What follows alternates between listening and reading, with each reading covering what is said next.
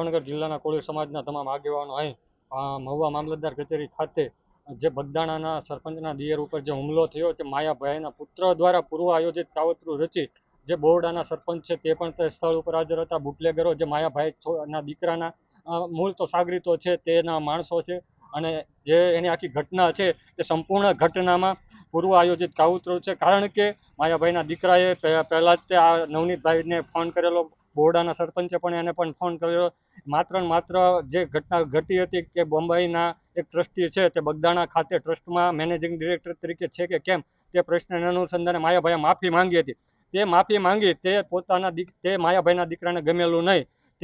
તેને માત્ર ઈરાદો બનાવી પૂર્વ આયોજિત કાવતરું રચી આ સરપંચના દિયર પર હુમલો કરી તેમને ગંભીર ઇજાઓ પહોંચાડવામાં આવી છે. આ ગંભીર ઇજાઓને લઈને આ જે એફઆઈઆરમાં છે તે વિવિધ કલમોનો ઉમેરો થાય, યોગ્ય નામનો ઉમેરો થાય તે અનુસંધાને આજરોજ મામલતદાર કચેરી ખાતે અમે આવેદન આપ્યું છે. જો આવનારા 3 દિવસમાં આ યોગ્ય કાર્યવાહી નહીં થાય તો સમગ્ર જિલ્લામાં અને ગુજરાતમાં કોળી સમાજના તમામ લોકો પોલીસ સ્ટેશનના ઘેરાવો કરશે. તેમજ બગદાણા ટ્રસ્ટ ખાતે પણ અમે બહોળી સંખ્યામાં ભેગા થઈ અને આંદોલન કરીશું.